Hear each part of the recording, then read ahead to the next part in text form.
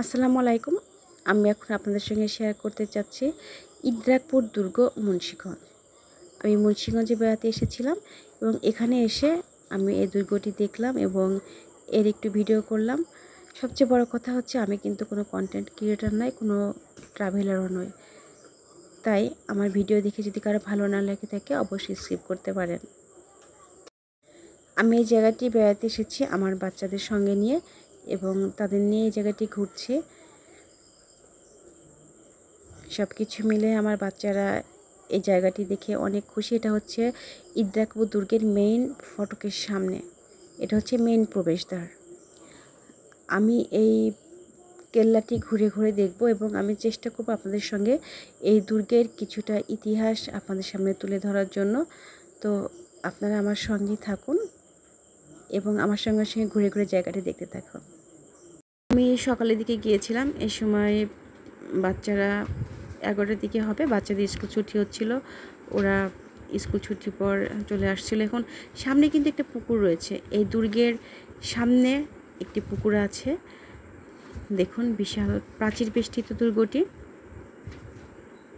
চারিদিকে বিশাল বেষ্টনী দিয়া এই দুর্গের।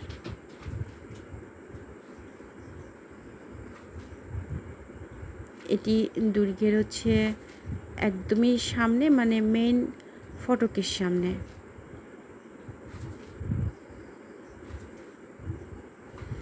এটি দুর্গের ভিতরে এবং এখান থেকে দুর্গের একটি কক্ষ রয়েছে। এই কক্ষ থেকে এখন যে টিকিটের ব্যবস্থা করা হয়েছে, এই কক্ষ থেকে এখান থেকে টিকিটটা দেয়। আমরা জনপ্রতি 20 টাকা টিকিট মূল্য দিয়ে এখানে প্রবেশ করেছিলাম। দেখুন এটি দুর্গের ভেতরে মেইন যে একেবারে মাঝখানে অংশটি, কি সুন্দর।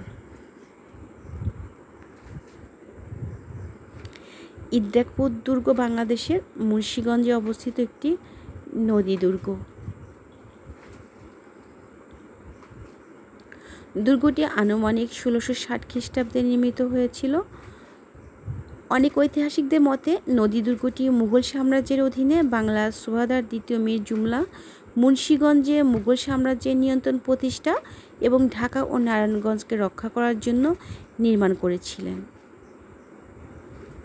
জলদস্যুদের কাছ থেকে কিন্তু রক্ষা করার জন্যই কিন্তু এটি নির্মাণ করা হয়েছিল।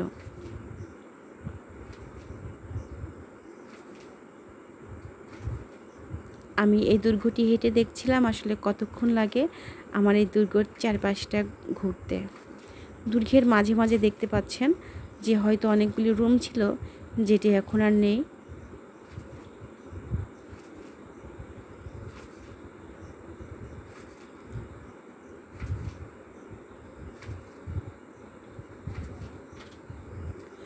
দুর্গটি ছিল দুর্বল নদীপথের ত্রিভুজাকার প্রতিরক্ষা কৌশলের একটি অংশ, যেখান থেকে জলদস্যুরা ঢাকা আক্রমণ করত।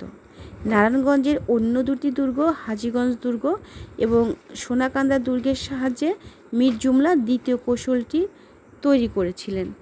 এটি দুর্গটির বাইরের অংশ।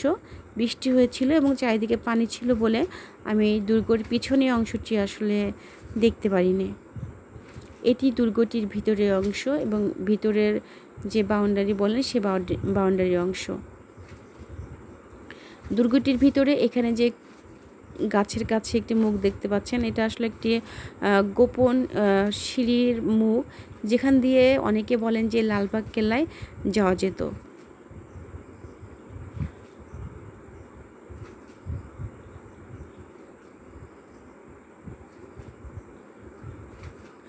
দাউদ খান কররানীকে পরাজিত করে 1574 খ্রিস্টাব্দে মুঘলরা বাংলার নিয়ন্ত্রণ গ্রহণ করে। মুঘলরা বাংলায় প্রগতিশীল শাসন চালায়। বাংলা তখন একটি ধনী প্রদেশ ছিল এবং প্রায় জলদস্যুদের দ্বারা আক্রান্ত হতো।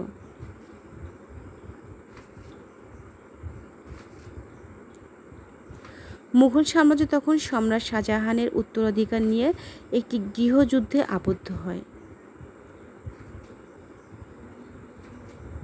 শাহজাহানের দ্বিতীয় পুত্র এবং বাংলার সুবাহদার শাহ সুজা সিংহাসন দখলের জন্য আগ্রায় অভিযান পরিচালনা করেন। সিংহাসনে আরোহণের পর আওরঙ্গজেব নৌযুদ্ধে উচ্চ দক্ষতা সম্পন্ন একজন ব্যক্তিকে নিয়োগ করতে চেয়েছিলেন, কারণ নদীমুখী বাংলা ছিল শাহ সুজার শক্ত দখলে। তাই তিনি মীর মোহাম্মদ সাইদ আরদেস্তানি ওরফে মীর জুমলা দ্বিতীয়, যিনি প্রথম জীবনে একজন সফল ব্যবসায়ী ছিলেন, শাহ সুজার সাথে মোকাবিলা করার দায়িত্ব দেন।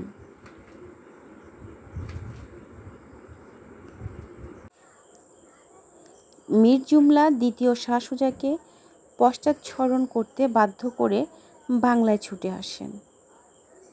পরবর্তীতে মীর জুমলা দ্বিতীয় 1660 সালে তৎকালীন বঙ্গপ্রদেশের সুবাহদার বা গভর্নর নিযুক্ত হন।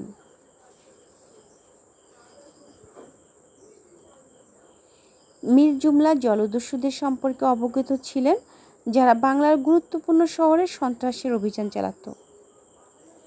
সুবাহদার নিযুক্ত হওয়ার পর তিনি রাজমহল থেকে বাংলার রাজধানী ঢাকায় স্থানান্তর করেন।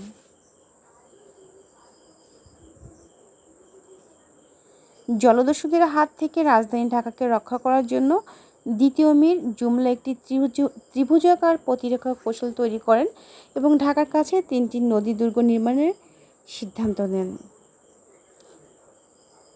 এই 3টি দুর্গের মধ্যে একটি হলো মুন্সিগঞ্জের ইদ্রাকপুর দুর্গ। দেখতে পাচ্ছেন এই দুর্গের ভিতরে নতুন করে এখানকার বিভিন্ন প্রাপ্ত জিনিস থেকে একটি জাদুঘর তৈরি করা হয়েছে।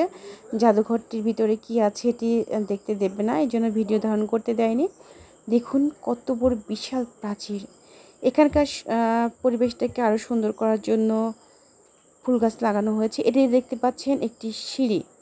এই সিঁড়ি দিয়ে নিচে আস্তে আস্তে নেমে, হয়তো এটা কিন্তু গোপন সিঁড়ি, এদিক দিয়ে হয়তো কোনো গোপন জায়গায় পালিয়ে যেত সৈন্যরা, এই জন্য এই সিঁড়িটি নির্মাণ করা হয়েছিল। এই দুর্গের চারিপাশে যে সুন্দর পুকুর রয়েছে, বাইরে একটি পুকুর এবং ভিতরে একটি শান বাঁধানো ঘাট, যেটিতে দুর্গের পরিবেশটাকে আরও অনেক সুন্দর সুশোভিত করেছে। মেঘনা নদী, শীতলক্ষ্যা নদী, ইছামতি নদী এবং ধলেশ্বরী নদী সহ বেশ কয়েকটি নদীর সংযোগ স্থল হওয়ায় ইদ্রাকপুর এখন মুন্সিগঞ্জ ছিল একটি কৌশলগতভাবে অত্যন্ত গুরুত্বপূর্ণ পয়েন্ট। ইছামতি নদী ও মেঘনা নদীর সংযোগস্থলের তীরে দুর্গটি নির্মিত হয়েছিল। পর্তুগিজ ও মগ জলদস্যুরা শীতলক্ষ্যা নদী হয়ে ঢাকার দিকে অগ্রসর হওয়ার জন্য এই পয়েন্টটি ব্যবহার করে। ঢাকায় আসার পথে তারা সোনারগাঁও ও বিক্রমপুরের মতো গুরুত্বপূর্ণ শহরগুলো লুট করত। মীর জুমলা দ্বিতীয় ঢাকাকে রক্ষা করতে দৃঢ়প্রতিজ্ঞ ছিলেন এবং বিক্রমপুরের সমৃদ্ধ এলাকায় গড়ে তুলতে আগ্রহী ছিলেন। তাই তিনি পর্তুগিজ জলদস্যুদের হাত থেকে শহরগুলিকে রক্ষা করার জন্য একটি ত্রিভুজাকৃতির প্রতিরক্ষা কৌশল নিয়ে এসেছিলেন। এটা দেখতে পাচ্ছেন, এটা কিন্তু একটি গোপন পথ। এই পথ দিয়ে হয়তো কোথাও সৈন্যরা পালিয়ে যেত এবং অনেকে মনে করেন যে এই গোপন পথ দিয়ে লালবাগ কেল্লায় যাওয়ার ব্যবস্থা ছিল। ইদ্রাকপুর দুর্গ ছিল তার কৌশলের কেন্দ্রবিন্দু। মগ ও পর্তুগিজ জলদস্যুদের মুঘল রাজধানী ঢাকার দিকে অগ্রসর হওয়া ঠেকাতে দুর্গটি নির্মাণের উদ্দেশ্য ছিল। মুঘল অ্যাডমিরাল আবুল হোসেনের অধীনে 200টি ফ্রিগেটের নৌবহরের নৌঘাঁটি হিসেবে দুর্গটি ব্যবহৃত হয়েছিল। এটি হচ্ছে দুর্গটির মেইন ফটক।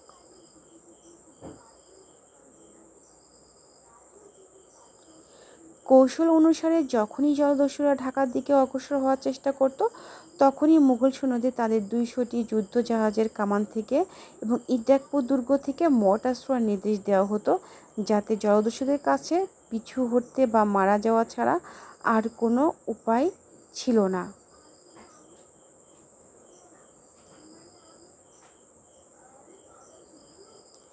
যাই হোক, জলদস্যু জাহাজগুলির মধ্যে কোনোটি যদি প্রাথমিক আক্রমণ থেকে বেঁচে যায় এবং শীতলক্ষ্যা নদীর পূর্ব ও পশ্চিম তীরে অবস্থিত যথাক্রমে সোনাকান্দা দুর্গ এবং হাজীগঞ্জ দুর্গের দিকে অগ্রসর হওয়ার চেষ্টা করে, তবে সে জাহাজ ও নৌযানগুলিতে গোল গুলি ছুটতে শুরু করবে। নদীতে জলদস্যু জাহাজ ডুবিয়ে দিতে হবে।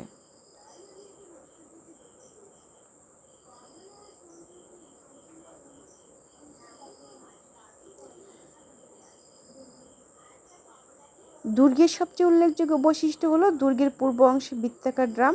বৃত্তাকার ড্রামটি আরও একটি দুর্গ প্রাচীর দ্বারা ঘেরা, যা একটি বিশাল কামান বসানোর জন্য ব্যবহৃত হয়েছিল। 32.5 মিটার ব্যাস এবং 9.14 মিটার উঁচু উঁচু বৃত্তাকার ড্রাম এবং একটি সিঁড়ি দিয়ে পৌঁছানো যায়। ড্রামটি পরবর্তী 3টি স্তরে নিয়ে গঠিত। দুর্গের আরেকটি উল্লেখযোগ্য বৈশিষ্ট্য হলো ড্রামের পাদদেশে একটি গোপন কক্ষে যাওয়ার জন্য একটি সিঁড়ির অস্তিত্ব। সিঁড়িটি একটি গোপন ভূগর্ভস্থ চেম্বারের দিকে নিয়ে যায়, যা অস্ত্র এবং বিস্ফোরণগুলির জন্য ম্যাগাজিন বা ভাণ্ডার ছিল। কিছু পৌরাণিক কাহিনী অনুসারে সিঁড়িটি লালবাগ কেল্লার সাথে সংযুক্ত গোপন সুড়ঙ্গের একটি অংশ ছিল। দুর্গের প্রধান প্রবেশদ্বার উত্তর দিকে রয়েছে একটি উচ্চ আয়তাকার বুরুজ, যার মুকুট রয়েছে ম্যাচিকুলেটেড মেরলন, যা একটি প্রহরী কক্ষ হিসেবে কাজ করত।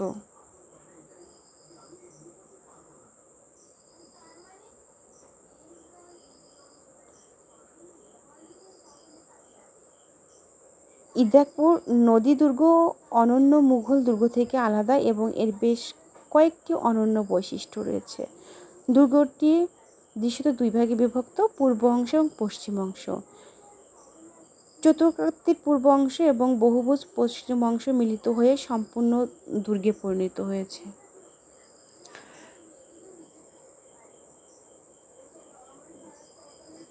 এখানে দেখতে পাচ্ছেন বেশ কিছু জায়গা যেখানে হয়তো অনেক স্থাপনা ছিল, যেগুলো কালে বিবর্তনে আস্তে আস্তে যেগুলো নষ্ট হয়ে গিয়েছে।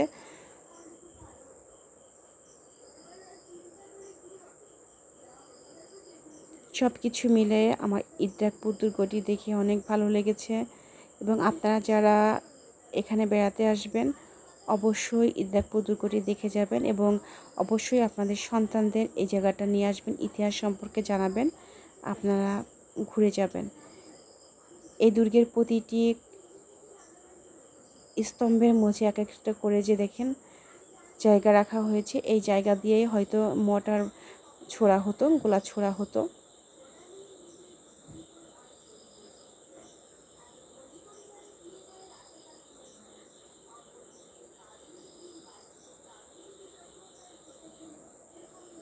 একটি দেশ রক্ষার জন্য, জাতি রক্ষার জন্য, স্থান রক্ষার জন্য কতটা কষ্ট করা হয়েছে এটা চিন্তা করতে গেলে আমি আশ্চর্য হই।